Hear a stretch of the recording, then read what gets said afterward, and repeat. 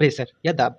क्या है दाब? दाब की डेफिनेशन समझें तो किसी सतह के इकाई क्षेत्रफल पर लगने वाले अभिलंब बल को दाब कहते हैं यानी प्रेशर कहते हैं। क्या हो जाएगा दाब? किसी सतह के इकाई क्षेत्रफल पर लगने वाले अभिलंब बल को दाब कहते हैं। Means the perpendicular force per unit area is called the pressure. Clear definition. अगर हम इसी डेफिनेशन को उदाहरण से समझें तो आप समझ सकते हैं कि जैसे आपने देखा होगा स्टेशन पर कुलियों को, जब कोई भी कुली होता है, बोझ उठाना होता है उसको, तो वे अपने सिरे पर क्या करते हैं, कपड़े को गोल लपेट कर रख लेते हैं सर पे। ऐसा वो क्यों करते हैं? ऐसा करने से वे अपने शरीर से बोझ के संपर्क क्षेत्रफल को बढ़ा देते हैं, इसीलिए उनके शरीर पर लगने वाला दाब कम हो जाता है और वे बोझ को आसानी से उठा सकते हैं। समझ गए होंगे। Perpendicular force per unit area is called the pressure. अभिलंब बल को दाब कहते हैं एक सतह के इकाई क्षेत्रफल पर लगने वाले। प्रेशर हो गया। इसकी यूनिट की बात करें तो न्यूटन पर मीटर स्क्वायर इसकी यूनिट होती है, न्यूटन पर मीटर स्क्वायर, और इसकी यूनिट पास्कल भी होती है। डिटेल में समझते हैं। दाब समझ गए आप।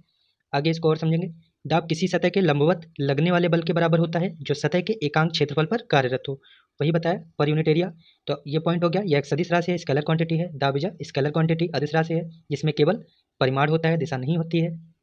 इसे हम पी से व्यक्त करते हैं, पी फॉर प्रेशर, और पी से डिनोट करते हैं। और इसका फॉर्मूला क्या हो जाएगा? प्रेशर इज इक्वल टू बल बटे क्षेत्रफल। दाब बराबर बल बटे क्षेत्रफल यानी एफ अपॉन ए। तो ये फॉर्मूला हो गया P is equal to F upon ए।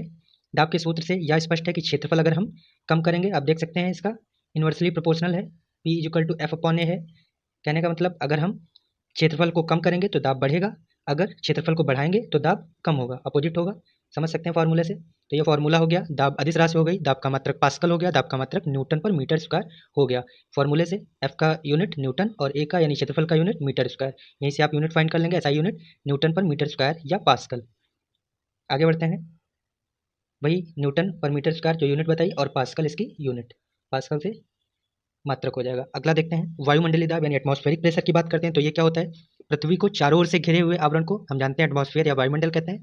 अतः वायुमंडलीय दाब उस दाब के बराबर होता है जो वायुमंडल के द्वारा पृथ्वी की सतह पर आरोपित किया जाता है। वायुमंडलीय का दाबमान 1 सेंटीमीटर ऊंचे पारे के स्तंभ पर लगाए गए दाब के बराबर होता है, ये भी ध्यान रखेंगे। और इसकी पृथ्वी की सतह पर दाब एटमॉस्फेरिक की बात करें, एटमॉस्फेरिक प्रेशर, तो 1.013 इंटू 1.013 न्यूटन वर्ग मीटर या न्यूटन मीटर स्क्वायर होता है। पृथ्वी की सतह पर कितना एटमॉस्फेरिक प्रेशर होता है, वायुमंडलीय दाब होता है, तो ये वैल्यू होती है, नोट कर लेंगे। आप जानते हैं वायुमंडलीय दाब को नापते किस में है? एटीएम में नापते हैं। एटमॉस्फेरिक प्रेशर को यूनिट क्या हो जाएगी? एटीएम। और 1 एटीएम ये वैल्यू पूछी जाती है, 1 ATM is equal to 1.013 pascal होता है, ध्यान रखेंगे। और वायुमंडलीय दाब का मात्रक क्या बताया? एटीएम। और वायुमंडलीय दाब का मात्रक बार भी होता है, और इसे मिलीबार से भी इसको मेजर करते हैं। तो वायुमंडलीय दाब समझ गए। आगे बढ़ते हैं। पृथ्वी की सतह से ऊपर जाने पर वायुमंडलीय दाब कम हो जाता है, बहुत इंपॉर्टेंट पॉइंट है, यहाँ से क्वेश्चन बनते हैं। पृथ्वी की सतह से ऊपर जाने पर वायुमंडलीय दाब कम हो जाता है, जिसके कारण क्या होता है? पहाड़ों पर खाना बनने में कठिनाई होती है, क्वेश्चन पूछा जाता है। और वायुयान में बैठे यात्री के फाउंटेन पेन से स्याही लीक हो जाती है, रिस जाती है। ये भी क्यों होते हैं? वायुमंडलीय दाब के कारण। वायुमंडलीय दाब अगर कम होगा तो पहाड़ों पर, हिल स्टेशन पर, हिल रीजन पर, पहाड़ों पर खाना बनने में कठिनाई होगी, या वायुयान में जो बैठे यात्री होंगे उनके फाउंटेन पेन में जो स्याही होगी वो रिस जाएगी। ये 2 पॉइंट हो गए। अगला है आपका वायुमंडलीय दाब को नापते किससे हैं? बैरोमीटर से नापा जाता है। इसकी सहायता से मौसम संबंधी पूर्व अनुमान भी लगाते हैं। मौसम संबंधी जानकारी बैरोमीटर से लगती है वायुमंडलीय दाब के।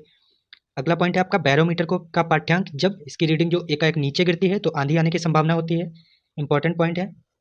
बैरोमीटर की रीडिंग जब नीचे गिरती है, डिक्रीज होती है, तो आंधी आने की संभावना होती है। बैरोमीटर का पाठ्यांक यानी रीडिंग जब धीरे धीरे नीचे गिरती है, एकाएक यहाँ पे था अचानक से गिरना और स्लोली गिरना, तो स्लोली जब धीरे धीरे गिरती है तो वर्षा होने की संभावना होती है। ये कुछ रीडिंग्स हैं जिसके मौसम का अनुमान लगाया जाता है बैरोमीटर के द्वारा। बैरोमीटर का पाठ्यांक जब धीरे धीरे नीचे ऊपर चढ़ता रहता है तो दिन साफ होने की संभावना होती है, नोट कर लेंगे। आगे बढ़ते हैं, डेंसिटी पढ़ते हैं। घनत्व, घनत्व क्या है? घनत्व जानेंगे। या किसी पदार्थ का घनत्व उसके एकांक आयतन के द्रव्यमान को उसका घनत्व कहते हैं, या वस्तु के द्रव्यमान और आयतन का अनुपात होता है। फॉर्मूला क्या होता है डेंसिटी का? घनत्व बराबर द्रव्यमान बटे आयतन, m अपॉन v। तो ये इसका मास यानी द्रव्यमान और आयतन का ये अनुपात हो गया। ये वस्तु के द्रव्यमान और आयतन का अनुपात होता है, आप याद रखेंगे, अदिश राशि होता है डेंसिटी। इसकी यूनिट की बात करें तो यहाँ से आप यूनिट भी निकाल लेंगे, मास अपॉन द्रव्यमान से यूनिट निकालेंगे तो मास की यूनिट मात्रक किलोग्राम और आयतन का मात्रक मीटर क्यूब। तो घनत्व का मात्रक क्या हो जाएगा? किलोग्राम पर मीटर क्यूब, किलोग्राम पर मीटर क्यूब। आगे बढ़ते हैं, डेंसिटी समझ गए, क्या द्रव्यमान और आयतन का अनुपात होता है, यह एक अदिश राशि है और इसकी यूनिट हमने बताई किलोग्राम पर मीटर क्यूब। आगे बढ़ते हैं, द्रव्य दाब यानी प्रेशर इन लिक्विड, इसमें समझेंगे, इंपॉर्टेंट है। द्रव के अणुओं के द्वारा बर्तन की दीवार अथवा तली के प्रति एकांक क्षेत्रफल पर लगने वाले बल को द्रव का दाब कहते हैं। द्रव के अंदर किसी बिंदु पर द्रव के कारण दाब द्रव की सतह से उस बिंदु की गहराई h और द्रव के घनत्व यानी d तथा गुरुत्वीय त्वरण g के गुणनफल के बराबर होती है। ये फॉर्मूला यहाँ से बन जाएगा, यानी pressure is equal to h into D into G, h for ऊंचाई, d फॉर डेंसिटी यानी घनत्व और g फॉर गुरुत्वीय त्वरण। तो ये फॉर्मूला बन जाएगा, नोट कर लेंगे, p is equal to h into D into G. आगे बढ़ते हैं, दाब के नियम को जानेंगे लिक्विड्स में। तो स्थिर द्रव में एक ही क्षैतिज तल में स्थित सभी बिंदुओं पर दाब समान होता है। क्या बताया, अगर कोई भी द्रव स्थिर है, एक ही क्षैतिज तल में है, तो सभी बिंदुओं पर जो दाब होगा वो इक्विवेलेंट होगा, समान होगा।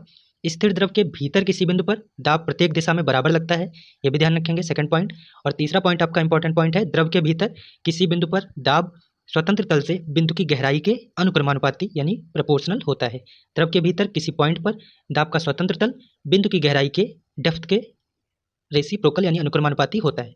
फोर्थ पॉइंट है आपका, किसी बिंदु पर द्रव का दाब, ये द्रवों के दाब के नियम पढ़ रहे हैं, आप लोग नोट करेंगे, ये बहुत इंपॉर्टेंट है। किसी बिंदु पर द्रव का दाब द्रव के घनत्व यानी डेंसिटी ऑफ लिक्विड्स पर निर्भर करता है, घनत्व पर निर्भर करता है। घनत्व अधिक होने पर दाब भी अधिक हो जाता है। फोर्थ पॉइंट आपने पढ़ा। आगे बढ़ते हैं, कुछ और नियम है जो पास्कल के अकॉर्डिंग है। पास्कल के नियम का पहला कथन है, पहला स्टेटमेंट है, यदि गुरुत्वीय प्रभाव को नगण्य मान लिया जाए तो संतुलन की अवस्था यानी इक्विलिब्रियम पोजीशन में द्रव के भीतर प्रत्येक बिंदु पर दबाव जो होगा, प्रेशर जो होगा वो इक्वल होगा, समान होगा। यदि गुरुत्वीय प्रभाव यानी जी को नगण्य मान ले, जीरो मान ले, तो जो संतुलन की अवस्था होगी, इक्विलिब्रियम पोजीशन होगी, वो द्रव के भीतर प्रत्येक बिंदु पर हर एक पॉइंट पर जो प्रेशर होगा वो समान होगा। नोट कर लेंगे, ये पास्कल का पहला नियम का कथन है।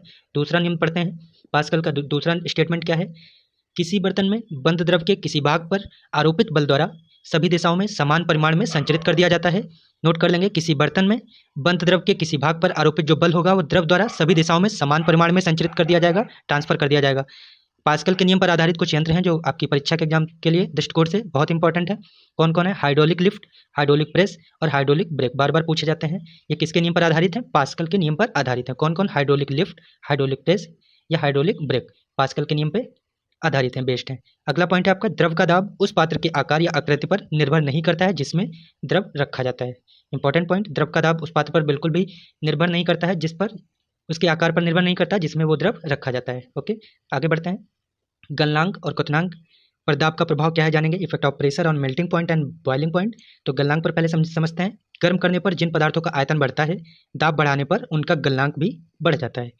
अगर किसी पदार्थ को, खाद्य पदार्थ को गर्म कर रहे हैं तो उसका आयतन बढ़ेगा, आप जानते हैं, वॉल्यूम बढ़ेगा किसी भी एक मैटर को, एक सब्सटेंस को, और दाब अगर उसमें बढ़ाते हैं, दाब बढ़ाने पर गलनांक भी बढ़ जाता है, मेल्टिंग पॉइंट बढ़ जाता है, जैसे मोम हो गया, वैक्स हो गया या घी, ये सभी एग्जांपल इस पॉइंट के हो जाएंगे। गर्म करने पर जिन पदार्थों का, सेकंड पॉइंट है, गर्म करने पर जिन पदार्थों का आयतन घट जाता है, दाब बढ़ाने पर गलनांक भी कम हो जाता है। जैसे एग्जाम्पल इसका क्या हो गया, बर्फ। तो कुल मिला के क्या समझा यहाँ पे, अगर गर्म करेंगे आयतन बढ़ेगा तो दाब भी, गलनांक भी बढ़ जाएगा। अगर गर्म करने पर आयतन घटता है तो गलनांक भी घट जाता है, कम हो जाता है। एग्जाम्पल मोम और घी समझा, और इस पॉइंट का एग्जाम्पल बर्फ या आइस समझा। अगला पॉइंट है आपका, क्वथनांक पर प्रभाव क्या है। तो क्वथनांक पर यानी बॉइलिंग पॉइंट पर सभी द्रवों का क्वथनांक बढ़ाने पर दाब बढ़ जाता है। अगर हम बॉइलिंग पॉइंट बढ़ाएंगे तो प्रेशर भी इंक्रीज कर जाएगा, ध्यान रखेंगे, अगर हम बॉइलिंग पॉइंट इंक्रीज करेंगे तो प्रेशर भी इंक्रीज कर जाएगा। ओके, आगे बढ़ते हैं, ससंजक बल और आसंजक बल पढ़ते हैं। प्रत्येक पदार्थ अणुओं से मिलकर बना होता है जिनके बीच आकर्षण बल कार्य करता है, सभी जानते हैं। एक ही पदार्थ के अणुओं के मध्य लगने वाले आकर्षण बल को ससंजक बल कहते हैं, आपको बस इतना ध्यान रखना है। अगर सेम अणुओं के, एक पदार्थ है, एक ही पदार्थ के अणुओं के मध्य लगने वाला कोई आकर्षण बल है तो उसको हम ससंजक बल कहेंगे।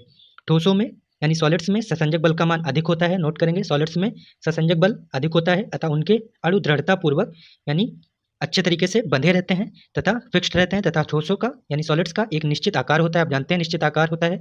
एंड द्रवों में, अगर द्रव की बात करें, ठोस में क्या होता है, भार, ससंजक बल अधिक होता है, एंड द्रवों में ससंजक बल का मान बहुत कम होता है, अतः द्रवों का कोई निश्चित आकार नहीं होता, इसी वजह से लिक्विड्स में कोई शेप या साइज नहीं होता है। एंड आगे बढ़ते हैं, गैसों में, तो गैसेस की बात करें तो गैसों में ससंजक बल का मान नगण्य होता है जिसमें उनके विसरण का गुण पाया जाता है। ओके, तो क्या बताया, ठोसों में सबसे ज़्यादा ससंजक बल और द्रवों में कम और गैसों में बिल्कुल भी नहीं, तो ये हो गया। और क्या बताया, ससंजक बल एक ही जैसे पदार्थों के अणुओं के बीच में लगने वाला एक बल है। दूसरा है आपका आसंजक बल, जो क्या होता है, दो विभिन्न पदार्थों के अणुओं में, दो विभिन्न पदार्थों के अणुओं के मध्य लगने वाला आकर्षण बल आसंजक बल कहलाता है। ओके, आसंजक बल के कारण ही पानी कांच को भिगोता है, इंपॉर्टेंट है, आसंजक बल के कारण ही पानी एक कांच के गिलास को भिगोता है। ब्लैक बोर्ड पर चौक से लिखने पर अक्षर उभर आते हैं, most important example, black board पर चौक से लिखने पर अक्षर उभर आते हैं, किसके कारण, आसंजक बल के कारण। पीतल के बर्तनों पर निकल की जो पॉलिश की जाती है वो भी आसंजक बल के द्वारा ही उस पर चिपकती है या उस पर फिक्स रहती है। तो आपने ससंजक बल और आसंजक बल को डेफिनीशन और एग्जाम्पल से समझा। आगे देखते हैं, जब किसी द्रव ठोस युग्म के लिए आसंजक बल का मान द्रव के अणुओं के संयोजक बल के मान से अधिक होता है तो वह ठोस को गीला कर देता है। ठोस को कोई भी चीज़, कोई भी द्रव ठोस युग्म तब गीला करेगा जब आसंजक बल का मान द्रवों के अणुओं के संयोजक बल के मान से अधिक होता है, तब वह ठोस को गीला कर देता है, सॉलिड्स को भिगा देता है। उदाहरण से समझेंगे, पानी कांच पर चिपकता है क्योंकि पानी और कांच के अणुओं के मध्य लगने वाला आसंजक बल पानी के अणुओं के मध्य ससंजक बल से अधिक होता है। जो भी पॉइंट बताया उसी का एग्जाम्पल है। पानी कांच पर क्यों चिपकता है? क्योंकि पानी और कांच के जो मॉलिक्यूल्स होते हैं उनके बीच में लगने वाला आसंजक बल पानी के अणुओं के मध्य के ससंजक बल से अधिक होता है, इसीलिए पानी कांच पर चिपकता है। नेक्स्ट पॉइंट है, पानी के स्वतंत्र पृष्ठ पर तेल की कुछ बूंदें डालने पर तेल की पतली फिल्म के रूप में पानी के पृष्ठ पर फैल जाता है, क्योंकि पानी और तेल के मॉलिक्यूल्स जो होते हैं उनके बीच लगने वाला आसंजक बल तेल के अणुओं के मध्य लगने वाले ससंजक बल से अधिक होता है, इसीलिए यह भी एग्जाम्पल हो जाएगा उसी पॉइंट का। क्लियर? आगे बढ़ते हैं, पृष्ठ तनाव के बारे में जानते हैं। सरफेस टेंशन क्या है? ये द्रव के अणुओं में ससंजक बल होने के कारण उसका स्वतंत्र पृष्ठ तनी हुई रबर की झिल्ली की तरह लगता है। आप जानते हैं द्रव के अणुओं में जो ससंजक बल कार्य करता है उसकी वजह से ही स्वतंत्र पृष्ठ जो द्रव का होता है, जो सरफेस उसका होता है, रबर की झिल्ली की तरह तना हुआ दिखाई देता है। प्रत्येक तना हुआ पृष्ठ सरफेस सदैव तनाव की यानी स्ट्रेस की पोजीशन में स्थिति में होता है तथा उसमें संकुचित होने की प्रवृत्ति होती है। इस प्रकार द्रव का स्वतंत्र पृष्ठ सदैव तनाव की स्थिति में रहता है तथा उसमें कम से कम क्षेत्रफल प्राप्त करने की प्रवृत्ति होती है, टेंडेंसी होती है। द्रव के पृष्ठ का यह तनाव ही पृष्ठ तनाव यानी सरफेस टेंशन कहलाता है। क्लियर? सरफेस टेंशन हो गया। इसके एग्जाम्पल को समझेंगे, किसी किए हुए आयतन के लिए गोलाकार आकृति के पृष्ठ का क्षेत्रफल अन्य आकृतियों के पृष्ठ के क्षेत्रफल से कम होता है, क्योंकि द्रव का स्वतंत्र पृष्ठ कम से कम क्षेत्रफल घेरने का प्रयास करता है। अतः ये पूछा जाता है क्वेश्चन, वर्षा की बूंदें तथा पारे के कण गोलाकार क्यों होते हैं? ड्यू टू सरफेस टेंशन, पृष्ठ तनाव के कारण वर्षा की बूंदें और पारे के कण गोलाकार यानी स्फेरिकल शेप में होते हैं। क्लियर हो गया? आगे बढ़ते हैं, केशिकत्व के बारे में जानेंगे। केशिकत्व को डिटेल से पढ़ेंगे। एक ऐसी खोखली नली जिसकी त्रिज्या बहुत कम एक समान होती है वो केश नली कहलाती है। केश नली में ही जब दोनों सिरों पर खुली एक केश नली को पानी में डुबोया जाता है तो केश नली कुछ ऊंचाई तक चढ़ जाता है। इसके विपरीत जब केश नली को पारे में डुबोया जाता है तो कुछ पारा नली में नीचे दब जाता है। दोनों चीज़ों का क्लियर हुआ, पानी ऊपर बढ़ता है और पारा नीचे आता है। तो इस प्रकार के प्रोसेस को केश नली में द्रव के ऊपर चढ़ने या नीचे दबने की घटना को केशिकत्व कहते हैं। क्लियर? केश नली में द्रव के ऊपर चढ़ने या नीचे दबने की घटना को केशिकत्व कहते हैं। क्लियर? अगला पॉइंट पढ़ते हैं, किसी सीमा तक द्रव केश नली में चढ़ता या उतरता है, यह केश नली की त्रिज्या यानी रेडियस पर डिपेंड करता है। पूछा जाता है केश नली का जो द्रव होता है वो ऊपर चढ़ता है या उतरता है, वह किस पर डिपेंड करता है? द्रव्यमान पर, त्रिज्या पर, व्यास पर, या उपरोक्त में से कोई नहीं, आप टिक करेंगे त्रिज्या पर, रेडियस पर डिपेंड करता है। ओके, सामान्यतः जो द्रव कांच को भिगोता है वह केश नली में ऊपर चढ़ जाता है और जो द्रव कांच को नहीं भिगोता है वह नीचे दब जाता है। क्लियर? आगे बढ़ते हैं, केशिकत्व के उदाहरण समझेंगे, बहुत ही इंपॉर्टेंट है, क्वेश्चंस में पूछे जाते हैं। ब्लॉटिंग पेपर स्याही को शीघ्र सोख लेता है, यह किसके कारण है? केशिकत्व के कारण। तो एग्जाम्पल हम लोग पढ़ रहे हैं, ब्लॉटिंग पेपर जो होता है वो स्याही को शीघ्र सोख लेता है क्योंकि उसमें बने छोटे छोटे जो छिद्र होते हैं वो केश नलियों की तरह कार्य करते हैं, इसीलिए ऐसा होता है। अगला एग्जाम्पल है लालटेन या लैंप की बत्ती में जो केशिकत्व का कारण होता है उसी के कारण ही तेल ऊपर चढ़ता है और आपको रोशनी प्राप्त होती है, ज्वाला उसमें। अगला पॉइंट है आपका, मिट्टी के ढेले को जल में रखने पर वह ऊपर तक गीला हो जाता है क्योंकि उसमें असंख्य सूक्ष्म छिद्र होते हैं जो केश नलियों का काम करते हैं। तो ये एक एग्जाम्पल हो गया। अगला पॉइंट है, पेड़ पौधों की शाखाओं, तनों एवं पत्तियों तक जल जो पहुँचता है जाइलम के द्वारा, आवश्यक लवण जो होते हैं वो केशिकत्व की क्रिया द्वारा ही पहुंचते हैं। किसके प्रोसेस के द्वारा? केशिकत्व की क्रिया द्वारा ही केश नली द्वारा ऊपर चढ़ते या नीचे उतरते हैं। तो पेड़ पौधों की शाखाओं या तनों और पत्तियों को जो जल पहुंचाता है वो भी प्रोसेस केशिकत्व की क्रिया द्वारा ही होता है। आगे बढ़ते हैं, श्यानता को जानते हैं। श्यानता यानी विस्कोसिटी, इसको डिटेल से समझते हैं। जिस प्रकार एक ठोस वस्तु को दूसरी ठोस वस्तु पर फिसलने पर उनके मध्य एक फ्रिक्शन फोर्स यानी घर्षण बल प्राप्त होता है जो उसकी अपेक्षिक गति का विरोध करता है, अपेक्षिक गति को यहाँ पे विरोध करता है, ठीक उसी प्रकार किसी द्रव या गैस की एक परत को दूसरी परत पर फिसलने के लिए मध्य उन पर भी एक घर्षण बल कार्य करता है जो उनकी अपेक्षिक गति का विरोध करता है। चूंकि यह घर्षण बल एक ही द्रव की दो विभिन्न परतों के मध्य लगता है, ना कि अलग अलग परतों की सतह के बीच लगता है, तो यह प्रोसेस क्या हो जाएगा आपका? श्यान बल। इस घर्षण बल को ही आंतरिक घर्षण बल या क्या कहते हैं? श्यान बल कहते हैं। क्लियर हो गया? अगला, श्यानता केवल द्रवों तथा गैसों का गुण है। पूछा जाएगा श्यानता किसका गुण है? ठोसों का, द्रवों का, गैसों का, या बी और सी। तो आप टिक करेंगे द्रवों और गैसों यानी बी और सी। तो केवल द्रव और गैसों का गुण श्यानता यानी विस्कोसिटी होता है, ठोसों में नहीं होता है। आगे बढ़ते हैं, प्रत्यास्था यानी इलास्टिसिटी जानेंगे।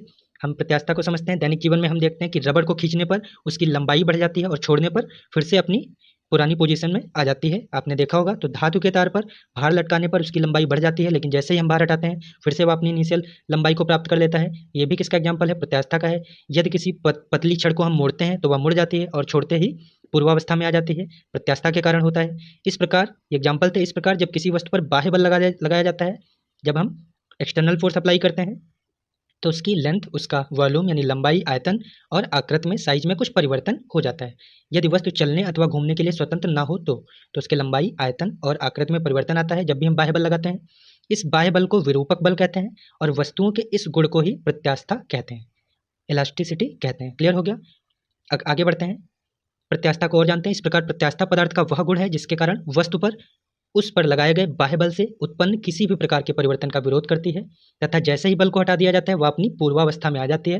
That is called the elasticity, प्रत्यास्था। जब किसी वस्तु की आकृति अथवा आकार बदल जाता है तो हम कहते हैं वस्तु विकृत हो गई, तथा इस क्रिया को ही विरूपण कहते हैं। नोट कर लेंगे, विरूपण भी हो गया। आगे बढ़ते हैं, प्रतिबल को जानेंगे। प्रतिबल क्या है? वस्तु के एकांक अनुप्रस्थ काट के क्षेत्रफल पर कार्यरत आंतरिक प्रतिक्रिया बल को ही प्रतिबल कहते हैं। किसी वस्तु पर एकांक क्षेत्रफल पर आरोपित बल का मान वो होता है जो उस वस्तु पर आरोपित हो रहा होता है। एकांक क्षेत्रफल पर आरोपित बल वो होता है जो उस वस्तु पर अप्लाई किया जा रहा है, दैट इज प्रतिबल। एंड प्रतिबल को हम सिग्मा से डिनोट करते हैं, एंड जिसका क्या सूत्र होता है? प्रतिबल बराबर आंतरिक प्रतिक्रिया बल अपॉन अनुप्रस्थ क्षेत्रफल। ये फॉर्मूला हो जाएगा, लिख लेंगे आप लोग, आंतरिक प्रतिक्रिया बल अपॉन अनुप्रस्थ क्षेत्रफल यानी F अपॉन ए ही समझेंगे इसको भी। विकृत यानी स्ट्रेन की बात करेंगे। विकृत क्या होती है? या वस्तु या पदार्थ में होने वाले विरूपण या डिफॉर्मेशन को प्रदर्शित करती है। बाह्य बल यानी एक्सटर्नल फोर्स के कारण वस्तु की लंबाई में होने वाला जो परिवर्तन है उसकी प्रारंभिक लंबाई के अनुपात को विकृत कहते हैं।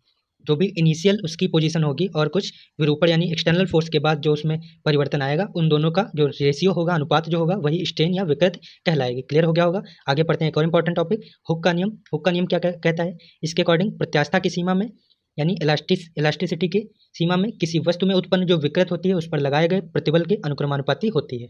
यहाँ से आप इस फॉर्मूले को बनाएंगे, प्रतिबल अपॉन विकृत इज इक्वल टू ई एक कांस्टेंट है और ई को हम प्रत्यास्था गुणांक कहते हैं। तो आप यहाँ से फॉर्मूला बना सकते हैं, प्रत्यास्था गुणांक बराबर प्रतिबल अपॉन विकृति। ये हो गया, ये पूछा जाता है। तो यहाँ से विकृति, प्रतिबल और प्रत्यास्था गुणांक भी क्लियर हो गया। प्रत्यास्था गुणांक को ई से डिनोट करते हैं और प्रत्यास्था गुणांक की यूनिट भी पढ़ेंगे। प्रत्यास्था गुणांक ई का मान भिन्न भिन्न पदार्थों के लिए अलग अलग होता है। यदि विकृत लंबाई में हुई हो तो प्रत्यास्था गुणांक को यंग मापांक भी कहते हैं, और इसी का जो एसआई यूनिट है वो न्यूटन पर मीटर स्क्वायर ही हो जाएगी, या इसी को पास्कल भी बोलते हैं। जो दाब की यूनिट थी ये भी दाब की यूनिट है, तो प्रत्यास्था गुणांक की भी एसआई यूनिट न्यूटन पर मीटर स्क्वायर या पास्कल ही रहेगी। इंपॉर्टेंट है। आगे बढ़ते हैं, उत्प्लावन बल को समझते हैं। उत्प्लावन बल क्या है? उत्प्लावन बल उस बल को कहा जाता है जो कि पानी में डूबी हुई वस्तु के द्वारा फील किया जाए, महसूस किया जाए। उत्प्लावन बल क्या होता है? जो पानी में डूबी हुई वस्तु के द्वारा महसूस किया जाता है। जब किसी ठोस वस्तु को किसी द्रव में आंशिक या पूर्ण रूप से डुबोया जाता है तो ऊपर की ओर एक बल का अनुभव करता है जिसे हम उत्प्लावन बल कहते हैं। ओके, इस प्रकार किसी गैस अथवा द्रव के किसी वस्तु पर ऊपर की ओर बल लगने की प्रवृत्ति को उत्प्लावकता भी कहते हैं, और जो बल कार्य करता है वो उत्प्लावन बल कहलाता है। आगे बढ़ते हैं, उत्प्लावन बल के कारण क्या होता है कि उत्प्लावन बल के कारण द्रव में डूबी वस्तु का भार जो होगा उसके वास्तविक भार से कम प्रतीत होता है और वस्तु हल्की प्रतीत होती है, हल्की लगती है। उत्प्लावन बल निम्न बातों पर निर्भर करता है, देखते हैं कौन सी। तो डेंसिटी पर, लिक्विड जो द्रव होगा उसके घनत्व पर निर्भर करेगा। उत्प्लावन बल का मान द्रव के घनत्व के समानुपाती होता है, अर्थात यदि किसी द्रव का घनत्व अधिक है तो उत्प्लावन बल भी अधिक होगा। समानुपाती का क्या मतलब? अगर हम घनत्व द्रव का बढ़ा रहे हैं तो उत्प्लावन बल भी बढ़ जाएगा। यदि द्रव का घनत्व कम है, डेंसिटी कम है, तो उत्प्लावन बल भी कम हो जाएगा। वस्तु के आयतन पर दूसरा डिपेंड करता है। उत्प्लावन बल का मान द्रव में डुबोई जाने वाली वस्तु के आयतन पर डिपेंड करता है। यदि वस्तु का आयतन अधिक है तो द्रव का अधिक भार विस्थापित किया जाएगा। ओके, नेक्स्ट पॉइंट पढ़ते हैं, जिसके कारण वस्तु पर लगने वाले उत्प्लावन बल का मान भी अधिक होगा, जबकि यदि वस्तु का आयतन कम होता है तो उत्प्लावन बल भी, आयतन कम होगा तो उत्प्लावन बल भी कम हो जाएगा। तैरती हुई वस्तु द्वारा हटाए गए गुरुत्व के केंद्र को उत्प्लावन केंद्र कहते हैं। उत्प्लावन केंद्र क्या होता है? जो कोई भी वस्तु तैर रही है उस पर अगर गुरुत्व केंद्र हटाया गया द्रव है, वस्तु द्वारा हटाए गए द्रव के गुरुत्वीय केंद्र को ही हम उत्प्लावन केंद्र कहते हैं। ओके, आगे इंपॉर्टेंट टॉपिक है आपका आर्किमिडीज प्रिंसिपल। आर्किमिडीज का सिद्धांत ये क्या है, सबसे पहले जानेंगे। ये पूछा जाता है आर्किमिडीज कहाँ के वैज्ञानिक थे? ग्रीक के थे, जिन्होंने द्रवों के बारे में एक विस्तृत अध्ययन किया था और कुछ नियम प्रतिपादित किए थे। इनका जो इंपॉर्टेंट प्रिंसिपल है, पॉपुलर प्रिंसिपल है, तो वो ये है कि जब किसी ठोस वस्तु को किसी द्रव में पूरी तरीके से या थोड़ा सा आंशिक रूप से डुबोया जाता है तो वस्तु के भार में कुछ कमी आती है। ओके, वस्तु के भार में होने वाले यह कमी या वस्तु के द्वारा हटाए गए द्रव के भार के बराबर होती है। यही आर्किमिडीज का प्रिंसिपल होता है, आर्किमिडीज का सिद्धांत कहलाता है। आर्किमिडीज के सिद्धांत को उत्प्लावन का नियम भी कहते हैं, याद रखेंगे। आर्किमिडीज का सिद्धांत ही उत्प्लावन नियम भी कहलाता है। और इसी फॉर्मूला यहाँ से क्रिएट करेंगे, उत्प्लावन बल इज इक्वल टू भार में आभासी कमी, या इसी को कहते हैं हटाए गए द्रव का भार। इसी से आप पूरा प्रिंसिपल समझ सकते हैं। उत्प्लावन बल इज इक्वल टू भार में आभासी कमी इज इक्वल टू हटाए गए द्रव का भार। ओके, आर्किमिडीज सिद्धांत के उपयोग जो पूछे जाते हैं, आर्किमिडीज के सिद्धांत का उपयोग करके ही जो पनडुब्बियां होती हैं उनका निर्माण किया जाता है, तभी वो तैर पाती हैं। पनडुब्बियां प्लवन के नियम या आर्किमिडीज के सिद्धांत पर ही कार्य करती हैं। द्रव घनत्वमापी भी आर्किमिडीज के सिद्धांत पर आधारित होता है। इसकी सहायता से द्रवों को विशिष्ट गुरुत्व मापा जाता है। अगला पॉइंट पढ़ते हैं, लैक्टोमीटर जो होता है, लैक्टोमीटर भी एक प्रकार का हाइड्रोमीटर होता है जो आर्किमिडीज के सिद्धांत पर ही कार्य करता है। लैक्टोमीटर एक प्रकार का हाइड्रोमीटर है and that is also work depend on the Archimedes principal. Lactometer की सहायता से ही दूध में मिलावट या दूध की प्योरिटी यानी शुद्धता की भी जांच इसको भी किया जाता है लैक्टोमीटर के द्वारा। और ये सभी आर्किमिडीज प्रिंसिपल पर डिपेंड थे। तो हम लोगों ने बहुत कुछ पढ़ा। इस प्रकार आपने दाब से संबंधित कॉन्सेप्ट को संक्षेप में समझा। इस चैप्टर से रिलेटेड अगली वीडियो में परीक्षाओं में पूछे जाने वाले प्रश्नों पर चर्चा करेंगे। तो बने रहें अध्ययन गैलेक्सी के साथ। धन्यवाद।